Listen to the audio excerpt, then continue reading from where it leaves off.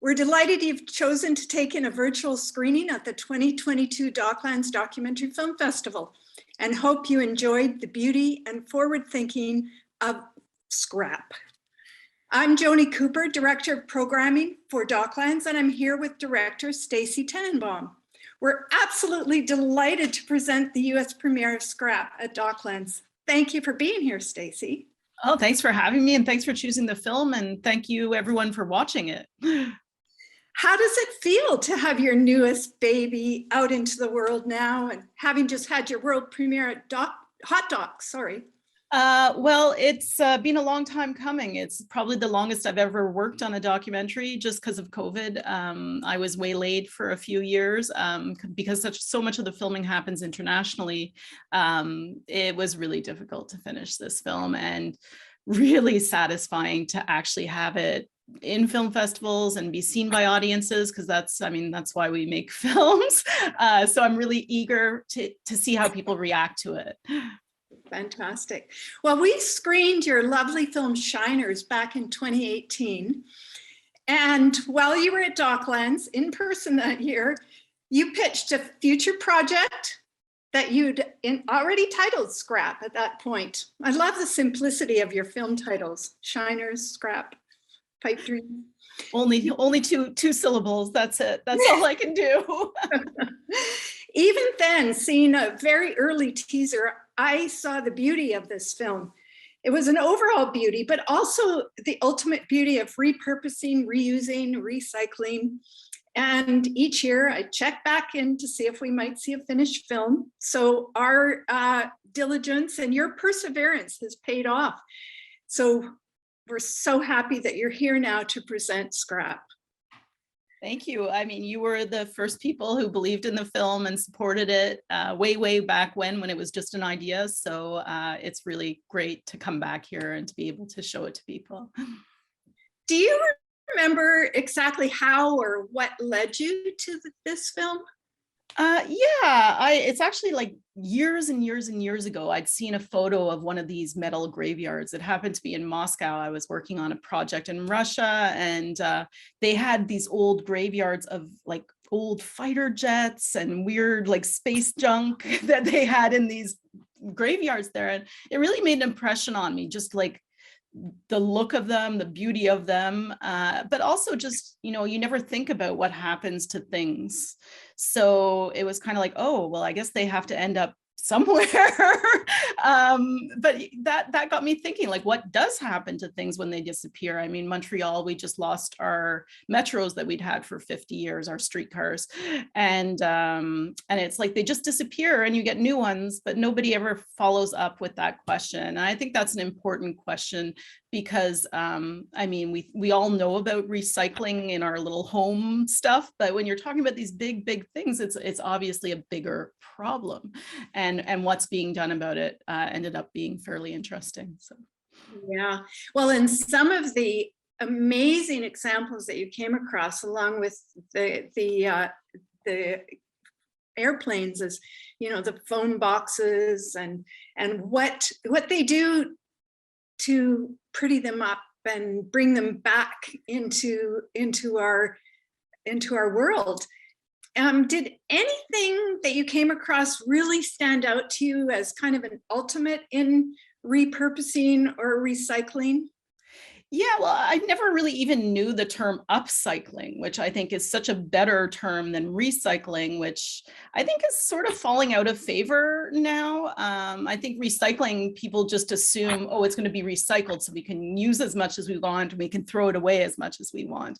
And that's a really damaging sort of way to think about things. So my goal with the film was really to get people to think about buying stuff that they could have for a long time, that could be repaired, that could be restored, that could be upcycled. So there's a couple of really great upcyclers in the film. I mean, and you're talking like big, like an architect who's making a building out of a ship. I mean, it's just so great. Or even John, what he's doing with the tractors and the farm equipment in his community. I mean, that's just such a wonderful thing. So when you think about upcycling, it's just something might end its purpose in life, but you can give it new purpose. And so I think that that's really special. So I'm a big fan of upcycling now. I didn't even know that term when I started the film. Well, and you mentioned John Lopez, the sculptor. Most of our members and audience are actually in the Bay Area. And it reminded me that they can actually go and see one of John's sculptures in San Francisco, can't they? Yeah, I think it's at Ripley's, believe it or not. And it's really worth seeing in person because his sculptures are really fun close up, where you can go and examine all the little bits and pieces of them and then sort of stand back and see the whole sculpture itself. So I would definitely recommend going to see one of his sculptures in person. You're pretty lucky to have one there. Yeah, well, and just seeing some of the images of his work too, out, you know, in situ, out in on the prairies of South Dakota and that area too. They're beautiful, which of course adds to the beauty of your film. I love how you sort of track us through so many of these different areas and different examples. I just think it's beautiful. And who would have thought scrap could be so beautiful?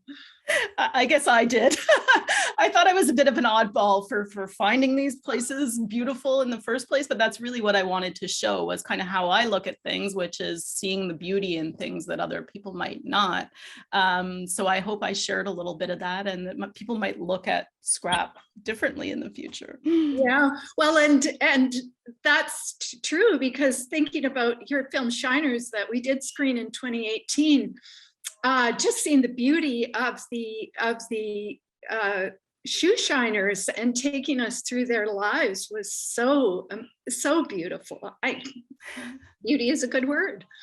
Well, film is a visual medium, right? So I guess I like to use it to its full capability.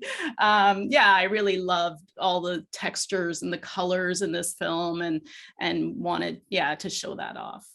And also just the beauty of the prairies. I'd never been to South Dakota before, and it's just one of the most glorious, beautiful places. I mean, it really just, I loved it the second I landed there. So I wanted to show the beauty of the landscape as well. Yeah, big sky country. In documentary film, you don't often know exactly what you're going to end up with at the end. Do you think you ended up with the same film that you had envisioned in the initial development stages? It changed a lot. I think it's very similar to the idea and the look that I was going for, but I think the themes that I explored in the film changed a lot. The film became a lot, I knew it was going to be about the life and death of things, but it also became about our attachment to people and that use these things, and how they can live on through those things. And so I know we had a lot of loss during COVID, myself included.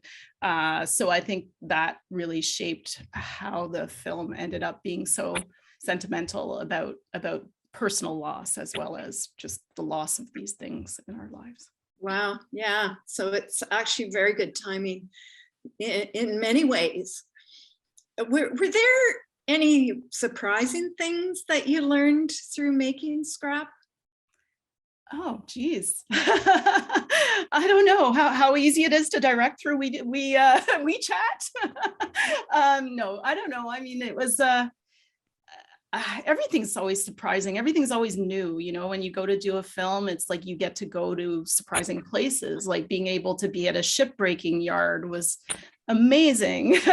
So I don't know. It's just everyday, daily surprises. But I felt blessed being able to be in the places I got to go, and especially because of COVID in the middle of it all.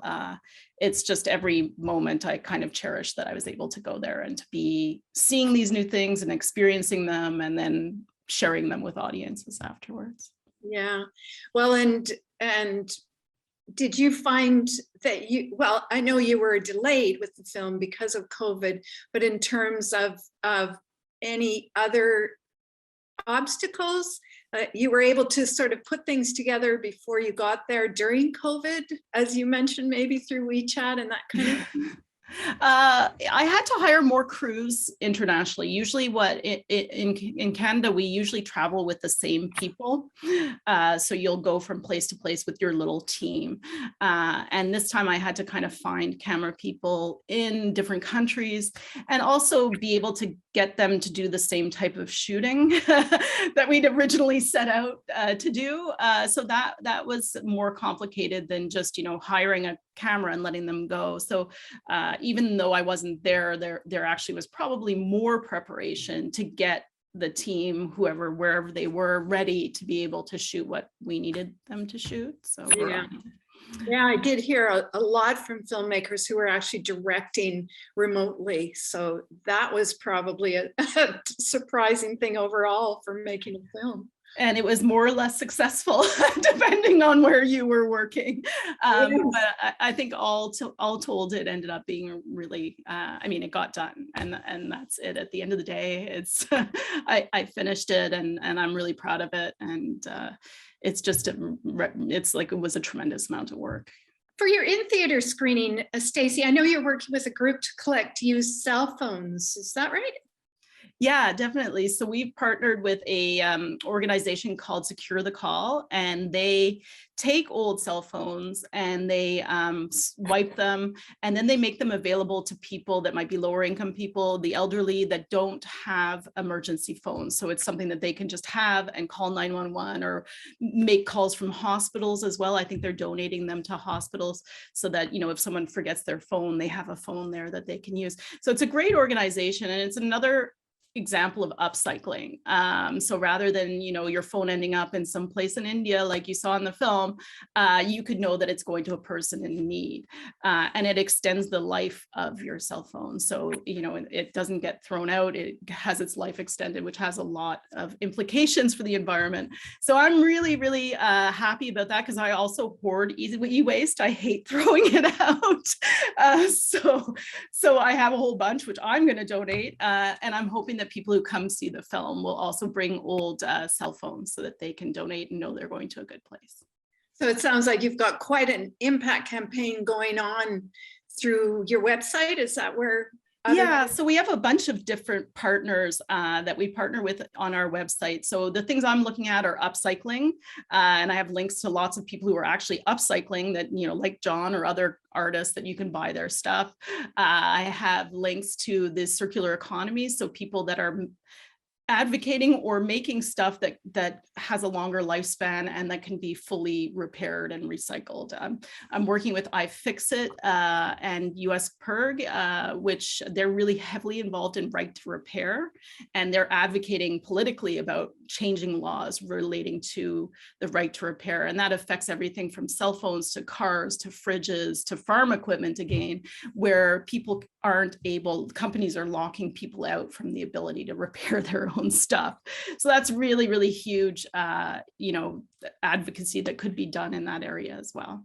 Wow. So in other words, really the people who you met and the projects that are going on in your film, those people are heroes, and they're really taking the whole aspect of recycling into the future and further, and hopefully through your film we'll also all be really motivated and inspired to take action, because we do have too much stuff.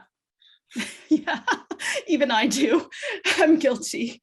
But I do believe buying quality is really important, and stuff that can be repaired and reused, and learning those skills as well. I'm partnering with a lot of repair cafes who are teaching people how to repair, because that was lost in like one generation. People have lost the instinct to repair, and they've lost the knowledge.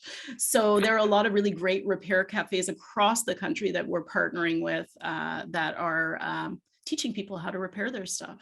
That's great. I was actually just reading about a little mini darning loom that makes it easy to darn your socks. I've been trying to do that with some sort of expertise, and of course I've failed. But yeah, there's this new little loom that you can darn anything or I actually saw that. So I welcome those kinds of things for sure, especially if they're small and easily used. Well, Stacey, thank you so much for hanging out with us here. And it's great to have you at the festival. I'm so thrilled that you're able to be here. Thank you so much. And I hope your audience enjoyed the film. Thanks so much. Thanks, everyone.